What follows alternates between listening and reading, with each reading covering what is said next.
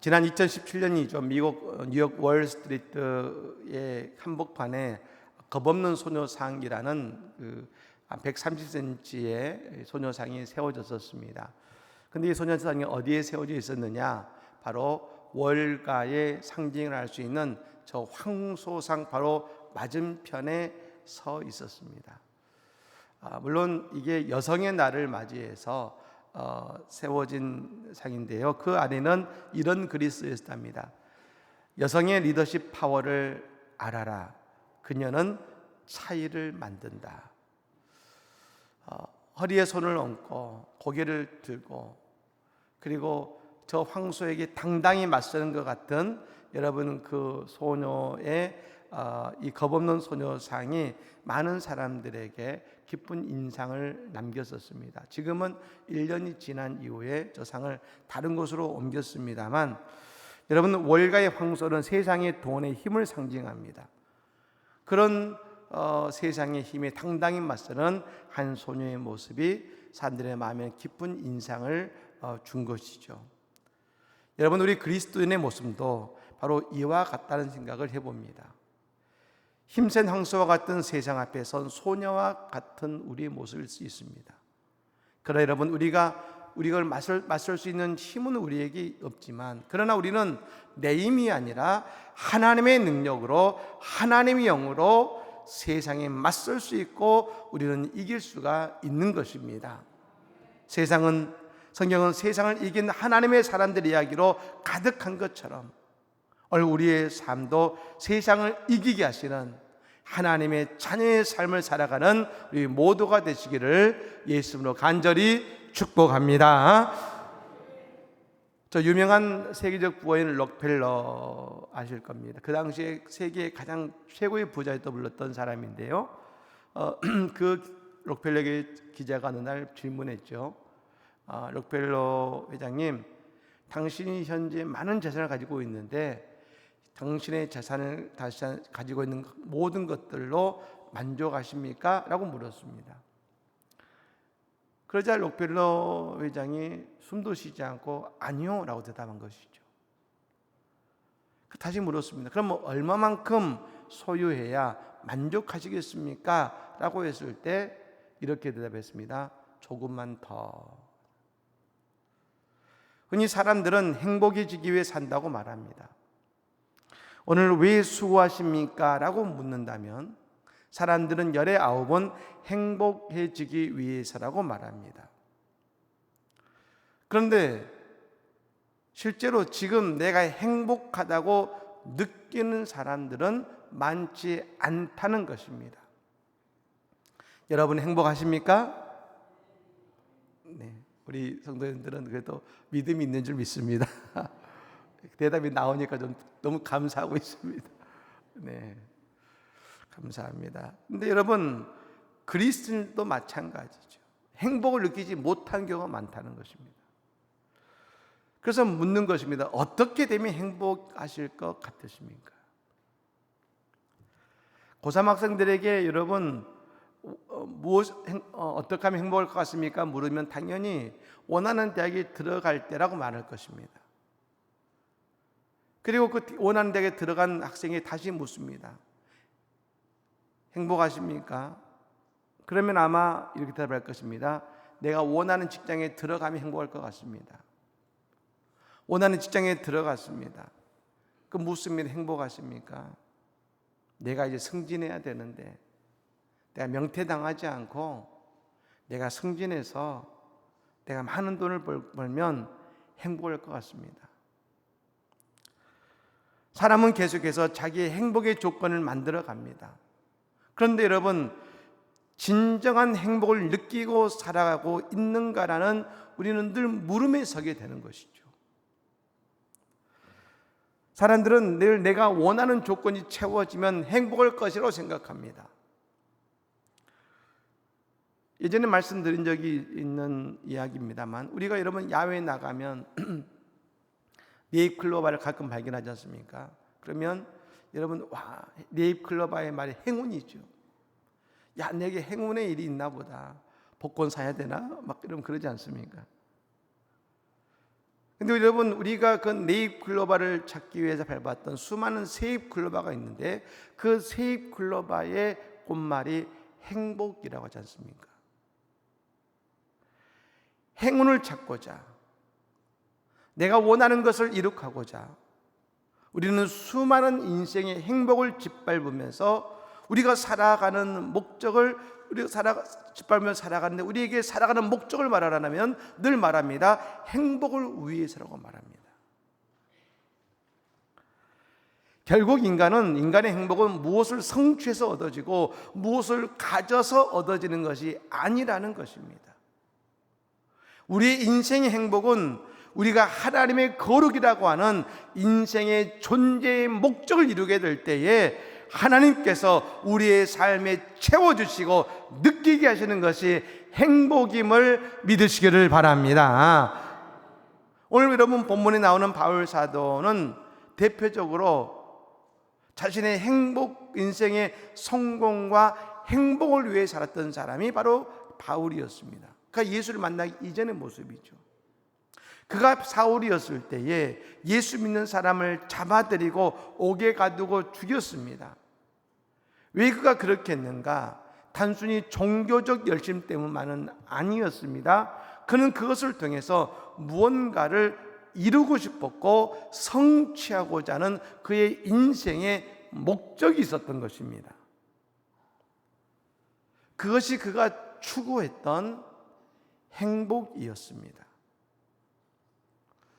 참 안타까운 것은 하나님을 섬긴다 하면서 그런 행동을 한 것이죠. 결국 그가 다메섹 도상에서 예수 그리스도를 만납니다. 그리고 그의 인생의 방향이 완전히 바뀌게 된 것이죠. 세상에 가치 있는 일은 여러분 살리는 일이라는 것을 깨닫게 됩니다. 그 이전에 바울은 사울이었을 때 늘 죽이는 존재였습니다. 근데 그가 예수를 만난 이후에 그는 살리는 인생이 됩니다. 그런 살리는 인생을 살기로 결단한 바울 사도에게 성령께서 인도하시는 길이 바로 선교의 일이었습니다. 이 당시에 누구도 예수를 전한다는 개념이 없었습니다. 여러분, 적극적이지 않았습니다. 근데 바울 사도는 적극적으로 예수의 복음을 전하기 시작했습니다. 그러면서 그의 인생의 진정한 행복을 누리게 된 것입니다. 행복은 추구하는 것이 아닙니다. 누군가 그런 얘기를 했죠. 행복은 기쁨의 강도가 아니라 빈도다라겠습니다. 여러분, 행복은 어떤 큰 사건으로 얻어지는 것이 아니라 매일매일 매 순간의 시간과 삶 속에서 작더라도 내가 그 행복을 느끼고 행복을 느끼며 살아가야 된다는 것입니다. 여러분, 바울이 우리에게 오늘 본문을 통해서 우리에게 보여주는 것은 하나님께서 주시는 행복이 무엇인지를 보여주고 있는 것이죠. 바울 사도는 누구보다 행복한 삶을 살았습니다. 근데 여러분, 그의 인생을 보십시오. 전도 여행을 다니면서 먹을 것을 먹기 위해서 텐트 메이커가 되어서 누군가의 텐트를 수리해주고, 또 열심 있는 유대인들에게 예수를 전한다는 이유로 쫓겨다니면서 때로는 강도를 만나고 큰 물에 빠지기도 하고 그 수많은 어려움 속에 있었지만 그러나 그는 고백합니다. 늘 행복했다고 고백합니다. 여러분, 진정한 신앙 고백은 바로 우리의 삶에서 날마다 행복하다는 고백을 할 수 있어야 되지 않겠습니까? 내가 예수 믿는데 나 불행해요, 나 어려워요, 나 힘들어요, 여러분 이렇게 하는 것이 아니라, 그럼 누가 예수 믿고 싶겠습니까? 예수 믿는데 내 삶이 어떤 모습이라도 난 행복합니다. 여러분, 그 행복하다는 그 사람을 따라 교회 오고 싶지 않겠습니까? 근데 바울은 행복이 있습니다. 그럼 바울이 행복을 누리며 살아갈 수 있었던 이유는 무엇일까? 바울이 깨달은 행복의 비결은 무엇일까요? 두 가지입니다. 먼저는 뭐냐면 바울 사도는 자족할 때에 그런 행복을 누릴 수 있었습니다. 오늘 본문 11절 말씀을 다 같이 읽어볼까요? 읽겠습니다. 내가 궁핍함으로 말하는 것이 아니니라. 어떠한 형편에든지 나는 자족하기를 배웠노니. 아멘. 바울은 걸어다니며 선교를 다녔습니다. 그건 여러분, 선교를 다니며 먼 외국 다닐 때 지금이야 크레딧 카드도 있고 뭐 돈도 지폐가 있습니다만 이 당시에 여러분 돈은 금덩이가 아니면 여러분 다른 물건입니다. 그 먼 여행을 다닐 때 그러니 여러분 뭔 가진 게 뭘 있겠습니까? 몸이 가벼워야죠. 그러니 여러분 바울 사도는 다른 일보다 늘 궁핍한 인생을 살았습니다. 근데 여러분 그런 바울 사도가 너무나 중요한 말을 그 다음에 해줍니다. 따라해 볼까요? 어떠한 형편에서든지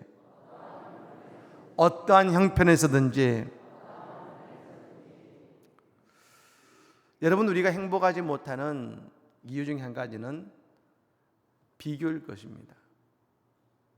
요즘 현대인들이 특히 20, 30대, 40대까지 우울증을 앓고 그리고 힘들어 인생에 대한 여러 가지 낙심하는 이유 한 가지를 인스타그램이라는 것 때문이라는 말이 있습니다.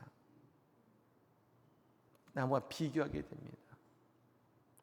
거기에 보면요, 다 잘 사는 것 같고, 다 즐기며 사는 것 같고, 다 행복해 보입니다. 근데 나는 아닌 것 같아요. 비교가 돼요.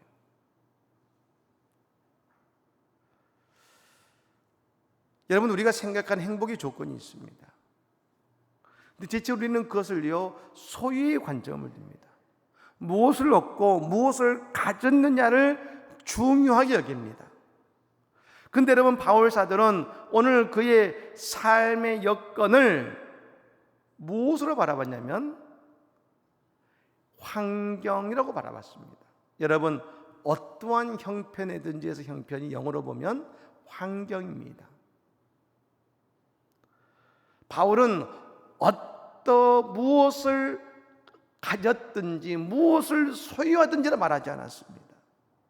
어떠한 형편이든지 어떠한 환경이든지 나는 자족하기를 배웠느니라 하겠습니다. 나는 어떤 환경에 속해 있는가? 흔히 심리학에서는 여러분 사람이 힘든 환경에 처하게 되면 한 가지 현상이 나타난다고 합니다. 배고프다고 생각한답니다. 여러분 화나는 일은 어떠하십니까? 맛있는 거 막 먹어야 풀리지 않습니까?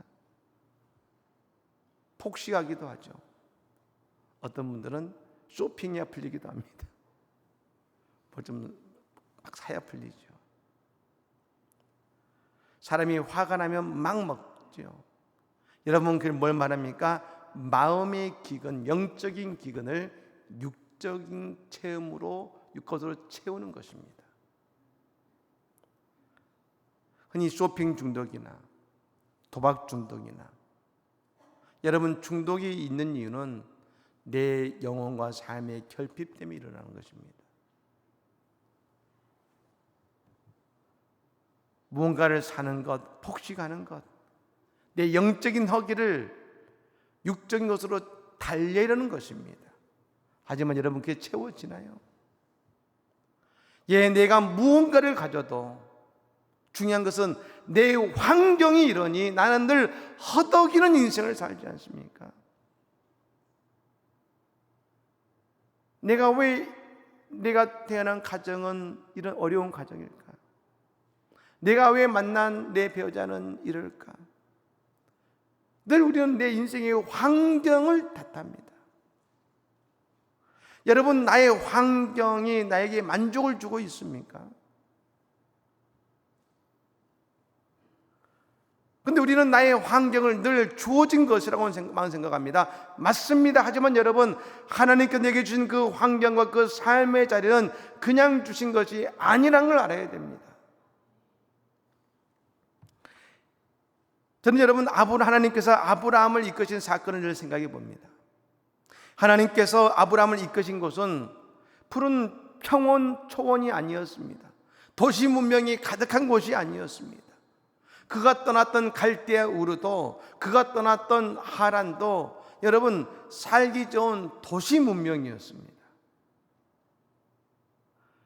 근데 그가 하나님의 말씀 듣고 갔던 곳은, 가나안 땅은 광야거나 들판이었습니다.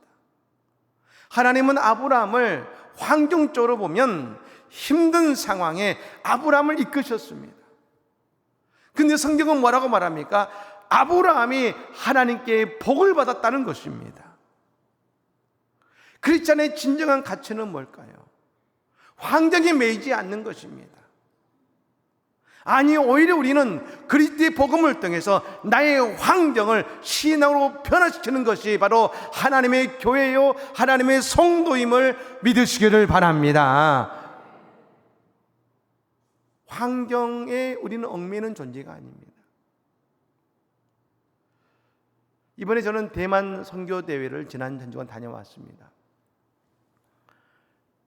우리 한국과 또 일본 교회, 또 대만 교회, 또 선교사님들이 함께 모여서 또 귀한 대회를 가졌었습니다만, 이번에 대만을 제가 처음 방문했는데요, 그것을 통해 알게 된 선교사님이 계십니다.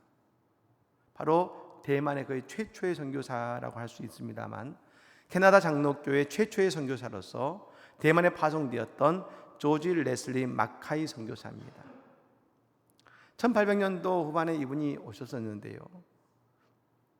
이분이 여러분 대만에 오셔가지고 60개 이상의 교회, 그리고 3,000명 이상의 사람에게 세례를 베푸신 분입니다.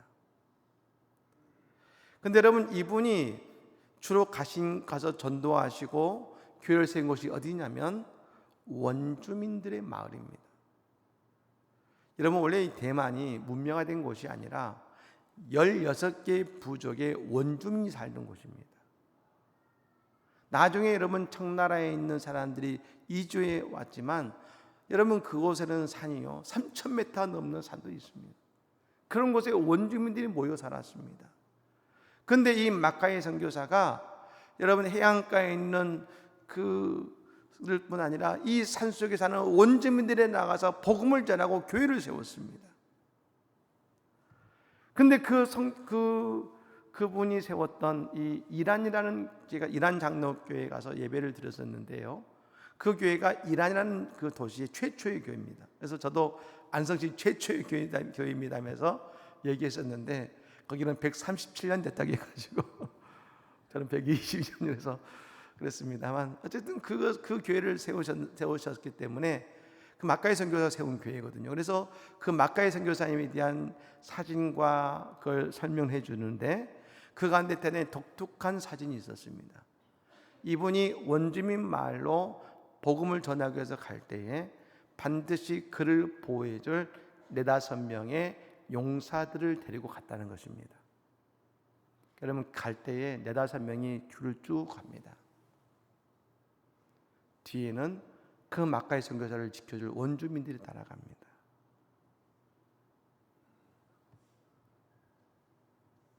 왜요? 그 원주민들에 의해서 죽을 수 있으니까요. 높이가 여러분 백두산보다 더 높은 3,000m가 넘는 산을 넘어 복음을 전합니다. 그럼에도 불구하고 학교를 세우고 병원을 세웠습니다. 여러분, 환경이 사람을 주다는 것이 아니라 믿음이 그 모든 일을 해낼 수 있었던 것입니다. 여러분, 오늘 우리의 환경에 머물지 마십시오. 믿음으로 그 모든 환경을 이겨내시기 바랍니다. 그때 우리는 오늘 우리의 삶 속에 진정 하나님이 주시는 행복을 누리게 될 줄로 믿습니다. 또 한 가지는 하나님과 바른 관계를 유지할 때 우리에게 행복이 임한다는 겁니다. 오늘 보면 12절 말씀 읽어볼까요? 12절 말씀을 한번 읽겠습니다. 나는 비천에 처할 줄도 알고 풍부에 처할 줄도 알아. 모든 일 곧 배부름과 배고픔과 풍부와 궁핍에도 처할 줄 아는 일체의 비결을 배웠노라. 아멘. 여러분, 이 글을요, 어느 목사님이 이렇게 풀어서 설명하신 글이 있습니다. 한번 들어보시기 바랍니다. 나에게는 배부를 때가 있었다. 그때 나는 배부름의 유혹에 빠져 하나님을 떠나거나 죄를 짓지 않았다. 오히려 하나님과 바른 관계를 유지했고 내 삶에 대해 만족스러워했다. 물론 배고플 때도 있었다. 그때도 나는 비루해지지 않았고 여전히 하나님을 의뢰했으며 내 마음에는 평온함과 기쁨이 있었다. 나는 배부름에도 배고픔에도 처하는 일체의 비결을 배웠다. 인생을 살아갈 때 건강할 때도 있고 병약할 때도 있습니다. 이때 우리가 당장 병에서 회복되어 건강을 회복된다는 것만을 말하지 않습니다. 물론 우리는 빨리 회복될 수 있습니다. 그러나 바울 사도는 우리가 건강하지 못할 때에도 만족하고 승리하는 비결을 배웠다는 것입니다. 그 비결이 뭡니까? 인간이 잘 될 때는 유혹에 넘어집니다. 어려울 때는 인생의 낙심하다 넘어집니다. 그럼에도 그 모든 상황 속에서도 그 모든 것에서 이겨내고 행복을 누릴 수 있는 것은 바로 하나님과의 관계가 바로 서 있으면 이 모든 것을 이겨내고 행복의 삶을 누릴 수 있다는 것입니다. 아굴의 잠언에 이런 말이 나옵니다. 잠언서 30장 9절 말씀이죠. 또 혹 내가 배불러서 하나님을 모른다. 여호와가 누구냐 할까 하오며 혹 내가 가난하여 도둑질하고 내 하나님의 이름을 욕되게 할까 두려워함이니이다. 아굴은 잠언은 말합니다. 나를 부하게도 마시고 나를 가난하게도 마옵소서. 우리는 가난, 부요, 배부름, 배고픔이 중요합니다. 이게 여러분 중요하지 않은 게 아닙니다. 중요합니다. 근데 여러분 먼저 중요시할 것이 있습니다. 바로 하나님과의 관계입니다. 여러분, 저는 12절 마지막에 나오는 이 한마디가 참 의미 있다 생각 들었습니다. 일체의 비결을 배웠노라. 일체의 비결을 배웠노라. 비천에 처할 줄도 알고 풍부에 처할 줄도 아는 일체의 비결을 배웠노라. 배웠다겠습니다. 뭘 배웁니까? 하나님과의 관계를 이어가는 것을 배우는 것입니다. 바울 사도가 배운 것은 그가 어떤 처지, 어떤 환경, 어떤 모습이 있다 할지라도 하나님과의 관계를 언제나 놓치지 않는 것을 배웠습니다. 결국 바울 사도는 어느 상황에든지 하나님과의 친밀함을 유지할 수 있게 되었을 때에 그의 삶을 언제나 행복이 있음을 믿으시기를 바랍니다. 한 청년 예수님께 찾아와서 물었습니다. 예수님, 내가 무슨 선한 일을 해야 영생을 얻겠습니까? 예수님께서 말씀하십니다. 계명을 지켜라. 예수님, 내가 어렸을 때부터 모든 계명을 다 지켜왔습니다. 그때 예수님이 청년에게 이렇게 말씀하셨습니다. 마태복음 19장 21절 말씀이죠. 예수께서 이르시되 내가 온전하고자 할진대 가서 내 소유를 팔아 가난한 자들에게 주라. 그리하면 하늘에서 보화가 내게 있으리라. 그리고 와서 나를 따르라 하시니. 예수님 말씀하시죠. 근데 그 결과는 뭐냐면 청년은 재물이 많은 거로 이 말씀을 두고 근심하며 갔다겠습니다. 여러분, 이 청년은 무슨 일을 할 것인가만 생각했습니다. 예수님께 요청했죠. 내가 어떻게 해야 영생을 얻겠습니까? 여러분, 이것은 뭡니까? 그가 하나님의 말씀을 준행한 것 같았고 율법을 다 지켰지만 중요한 것은 그는 하나님은 보지 못했다는 겁니다. 무엇을 할까만 생각했습니다. 근데 여러분, 그는 왜 하나님 말씀을 율법대로 산다고 했지만 하나님을 보지 못하고 만나지 못했을까요? 그는 자신이 쥔 것을 가지고 하나님을 따랐습니다. 그러니 하나님의 손길을 경험해 보지 못한 것입니다. 어릴 때 기억해 보면 참 좋았던, 아버지에 대한 좋았던 기억이 있습니다. 그건 추운 겨울날 눈을 놀다가 아버님이 집에 가자 할 때 가죽 장갑을 벗어서 따뜻한 손으로 제 손을 딱 잡고 그 집으로 걸어갔던 기억이 아직도 납니다. 그 아버지의 손길. 이 청년은 하나님의 손길을 경험해 보지 못했습니다. 그런데 늘 부족함을 느낍니다. 하나님을 믿어도 그 삶에 행복이 없습니다. 여러분, 이 청년은 결국 어떻게 됐습니까? 예수님이 말씀하신 거죠. 네 손에 있는 것을 놓고 이제는 내 손을 잡아라. 예수의 손을 잡아라. 여러분, 예수의 손을 이 아침에 붙드시기를 바랍니다. 그런데 결국 이 청년은 자신의 손에 있는 것을 놓지 못하고 근심하며 여러분 예수의 손을 붙잡지 못하고 그냥 가버린 것입니다. 이 청년이 만약 그의 손을 펴서 예수의 손을 붙들었다면 어떻게 됐을까요? 그의 인생이 바뀌었을 것입니다. 그는 근심하기 때문에 예수를 찾아왔습니다. 그는 행복하지 않으니 예수를 찾아왔습니다. 그런데 그가 예수의 손을 붙들었다면 근심하는 인생이 아니라 구원의 인생이요, 행복을 누리는 인생이 되었을 것입니다. 사랑하는 여러분, 오늘 무엇을 손에 쥐고 계셔서 예수의 손을 붙잡고 계십니까? 그래서 진정한 행복을 누리지 못하고 있는 건 아닙니까? 결국 바울세다가 고백하는 위대한 말이 있습니다. 13절입니다. 우리 같이 읽어볼까요? 13절의 말씀을 읽겠습니다.